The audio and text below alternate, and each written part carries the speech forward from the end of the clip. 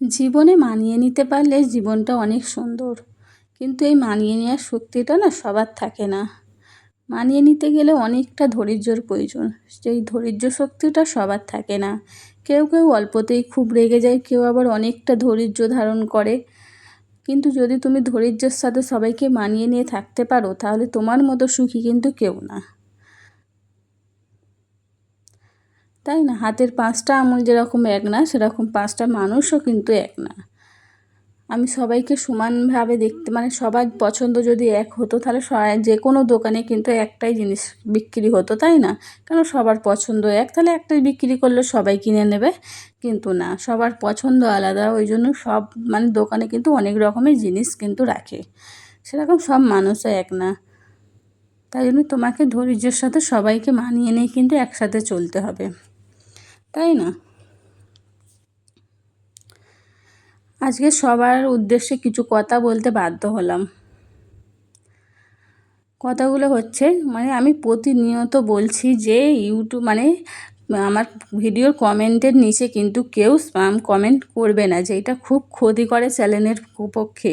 এটা তোমরা জেনে না জেনে কী করছো আমি সেটা বুঝতে পারছি না। পাশে আছি, পাশে থেকেও এইগুলো বললে কিন্তু চ্যানেলের খুব ক্ষতি হয়। সেটা তোমরা কমিউনিটিতে এসে বলতে পারো, আমার কমিউনিটিতে কিন্তু অন করা আছে। তবু তার সত্ত্বেও কিছু বন্ধু কিন্তু আমার ভিডিওর কমেন্ট বক্সের নিচে এসেই বলছো। এইগুলো কিন্তু মানে একটা চ্যালেঞ্জ, তুমিও খুলেছো আমিও খুলেছি, অনেকটা স্বপ্ন নিয়েই খুলেছি, তাই না? সেই চ্যানেলের পিছনে দুজনাই কিন্তু পরিশ্রম করছি, কিন্তু তোমার ওই কমেন্টটার জন্য যদি আমার চ্যানেলের ক্ষতি হয়, তাহলে আমি কি মেনে নেবো বলো? তাহলে এরকম কমেন্ট, তোমার চ্যানেলের ক্ষতি হলে তোমার কি ভালো লাগবে? ভালো লাগবে না। তাহলে আমরা ক্ষতিটা করব কেন? ক্ষতিটা না করেই কিন্তু এগিয়ে যেতে হবে। তাই বলছি, এরকম কমেন্ট করবে না, দুজনের ক্ষতি হয় সেটা না করাই ভালো। আর কেউ কেউ ভিডিও দেখছো অথচ পুরো দেখছো না, একটা ভালো অ্যাভারেজ ভিউ পর্যন্ত আসছে না, এরকমও হয়ে যাচ্ছে। তাই একটা ভিডিও পরিশ্রম, মানে একটা ভিডিও বানানোর পিছনে এতটা পরিশ্রম করার পর না, যখন অ্যাভারেজ ভিউ ডাউন দেখায়, তখন কিন্তু খুবই খারাপ লাগে, তাই না? একটা মানে যে ভিডিও ছাড়ার পরে যদি সব কটা তীর বা দুটো তিনটে মোট তীর থাকে, যদি তীরগুলো ওপরে থাকে, তাহলে কিন্তু মনে হয় কষ্টটা সাফল্য পেয়েছে। কিন্তু যখন দেখি অ্যাভারেজ ভিউ বা কোনো কিছু ডাউন দেখায় না, তখন খুবই খারাপ লাগে যে এত কষ্ট করার পরেও ভিডিওটা এইভাবে ডাউন হয়ে গেল, যেটা এখন তো চলবে না, প্লাস পরেও আর চলবে না। তাহলে এটা করলে কি হবে বলো? অন্তত ভালো অ্যাভারেজ ভিউ আসা পর্যন্ত ভিডিওটি দেখো, পুরো দেখছো না। অথচ ভালো অ্যাভারেজ ভিউ আসা পর্যন্ত দেখছো না, আমি অথচ সবাইকে ফুল ওয়াচ করছি। তাহলে তুমি যাকে যতটা সময় দেবে, সে তোমাকে ততটাই সময় দেবে। তাই চেষ্টা করো তুমি সময়টা বেশি দেওয়ার, যাতে সেও তোমাকে সময়টা বেশি দিতে পারে, তাই না?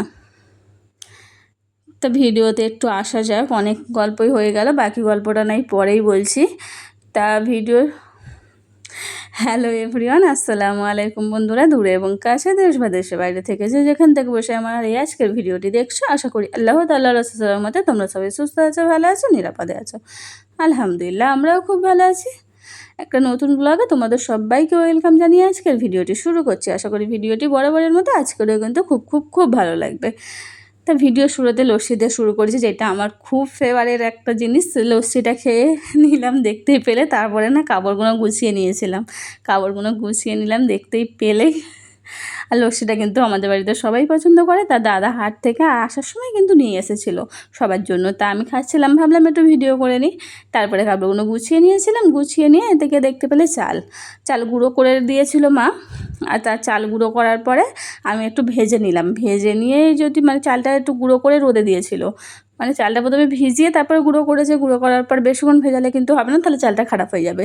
তাই চালটা অল্প ভিজিয়ে গুঁড়ো করে নেওয়ার পরে একটু রোদে দিয়েছিল, তা আমি সন্ধ্যেবেলার দিকে একটু ভেজে নিলাম। ভেজে নিয়ে এইভাবে যদি চালটা রেখে দেওয়া যায়, অন্তত 15 দিনের মতো নিশ্চিন্তে থাকা যাবে, মানে কিছু হবে না, খারাপ হবে না। যেহেতু রোদও পেয়েছে প্লাস ভেজেও নিয়েছি না, চালটা খারাপ হবে না, ভালো থাকবে। তা আমি বাবুকে পায়েস করে করে কিন্তু প্রতিদিনই মানে খাওয়াতে পারবো, সন্ধ্যেবেলা দিতে পারবো। আর মানে ভালোই হলো যে কিছুদিনের জন্য নিশ্চিন্তে থাকা গেল। তারপরে ওই কাজটা করে নেওয়ার পরে তারপরে চলে এলাম হচ্ছে সন্ধ্যের টিফিনে। তা সন্ধ্যের টিফিনেই দেখতে পাচ্ছ যে মোগলাই পরোটা। তা আজকে মানে হাজব্যান্ড এসেছিলো বাবুকে দেখতে, যেহেতু আমি বাপের বাড়ি আছি। তা উনি মোগলাই পরোটা নিয়ে এসেছিলো, তা সেটাই কিন্তু দিয়ে টিফিন করছিলাম। তো সেটাও তোমাদের সাথে শেয়ার করলাম। তারপর দু ভাই মিলে একটু ঘুরতে বেরোয়েছিলাম। তা আসার সময় আমাদের জন্য আইসক্রিম নিয়েছে, যেহেতু আমরা আইসক্রিমটা খুব পছন্দ করি। তা আমরা দুই বোনে কিন্তু আছি আমার বাপের বাড়িতে। তা আইসক্রিম নিয়েছে, তা খাচ্ছিলাম। তা ভাবলাম তোমাদের সাথে একটু শেয়ারটা করে নিই। তা আইসক্রিমটা এবার খেয়ে নেবো। হ্যাঁ, আমি যেটা বলছিলাম, যে সকল বন্ধুরা এসব কাজ করছো তা এইগুলো কিন্তু করো না। আমরা নতুনদের ভিডিও যদি না ভালো মতো দেখি, তাহলে নতুনরা আগাবো কী করে? তুমি ভিডিওটি দেখো, সে কিরমভাবে ভিডিও বানাচ্ছো সেইটা থেকেও কিন্তু কিছু শেখা যায়। সেইটা শিখে তুমি কিন্তু একটা ভালো ভিডিও বানাতে পারো, তাই না? তাহলে আমাদের কিন্তু প্রত্যেকের ভিডিও ফুল ওয়াচ করে দেখাটা খুবই দরকার, যাতে তুমি পরবর্তীতে সবার কাছ দিয়ে যে দেখে যেই ভিডিও মানে যেইটা বানাবে যেই ভিডিওটা, সেইটা কিন্তু সবার থেকে তোমার ভিডিওটা আরও ভালো হবে। কেন, তুমি সবার অভিজ্ঞতার সাথে নিজের অভিজ্ঞতাটা দিয়ে আরও কিন্তু বেটার করতে পারো। কিন্তু নতুনরা কী করো, সবার ভিডিও ফুল ওয়াচ করো না, দেখো না, বা দেখছো কি মানে মানে একটা অ্যাভারেজ ভিউ আসা পর্যন্ত অন্তত তোমাদের দেখা প্রয়োজন। মানে দেখতে তো হবে, আর ফুল ওয়াচ না করা পর্যন্ত তোমার চ্যানেলের কিন্তু অনেকটা ক্ষতি হয়, সেটা সবাই বোঝে না। তা ভালো রাত্রিরে ডিনারটা দেখলে গোশ আলু ছিল, আর ডিম ভাজা, আর মুরগির মাংস, আর মাছ। তা ওটা দিয়েই আমরা রাত্রিরে ডিনারটা করে নিয়েছিলাম সবাই। তা সবাই ডিনার করার পরে একেবারে সকালে বলতে সকাল নয়, ধরতে গেলে অনেকটা বেলাই হয়ে গেছে। সকালবেলা উঠে কিন্তু মানে চা খাওয়া হয়ে গেছে, আর বাবুকেও কিন্তু খাইয়ে দিয়েছি। আর ওকে খাওয়ানো মানে যুদ্ধ করা, মানে আমার ছেলেকে ছোটোবেলা থেকে খাওয়ানো মানে রীতিমতো যুদ্ধর সাথে মানে যুদ্ধ করা। প্রথম বিশ্বযুদ্ধ, দ্বিতীয় বিশ্বযুদ্ধ সব হয়ে যায় একসাথে ওকে খাওয়াতে গেলে। এতটাই পেরেশানি করে। তা কার বাচ্চা খাওয়াতে গেলে খুব সমস্যা করে আমাকে একটু জানিও কমেন্টের মাধ্যমে। তা আমার বাচ্চা তো খুব পেরেশান করে। আর ওয়াশিং মেশিনে কাপড়গুলো মানে ফার্স্ট একবার কাপড় এনে দুবার চালাতে হয়েছে, যেহেতু অনেকটা কাপড় এনে ছাদে মেলে দিয়েছিলো। আর দ্বিতীয়বারটা আমি কাপড়টা নিয়ে আসলাম, নিয়ে এসে এবার ছাদে মেলে দিচ্ছি, আর আগের কাপড়গুলো না তুলে নিচ্ছি। প্রথমে ভিডিওটি অন করেছিলাম জানো, তা পিছনে ক্যামেরা দিয়ে ভিডিওটি অন করে রেখে দিয়েছি। তারপরে দেখতেছি পিছনে ক্যামেরা করা আছে, সামনে ক্যামেরা করা নেই। ফেরে এসে সামনে ক্যামেরা করে ফেরে ভিডিওটি অন করলাম। তো এরকমও মাঝে মাঝে হয়ে যায় দেখবে। হ্যাঁ, তাহলে ভাবো মানে পরিশ্রমটা যে তুমি করছো, এত কষ্ট করে এত রাত জেগে ভিডিও এডিটিং বলো, ভিডিওর ভয়েস দেওয়া বলো, পাকা অফ করে ভয়েস দিচ্ছ, মানে কষ্টটা কিন্তু কম হচ্ছে না। তাহলে তার পরিশ্রম মানে ভিডিওটা না দেখে যে ভিডিওটা ডাউন করে দিচ্ছ, তাহলে সেইটা কি পরবর্তীকালে ভিডিওটা চলবে না। তাই চেষ্টা করো ভিডিওটা চালিয়ে রাখার মানে চালানোর জন্য অন্তত তার একটা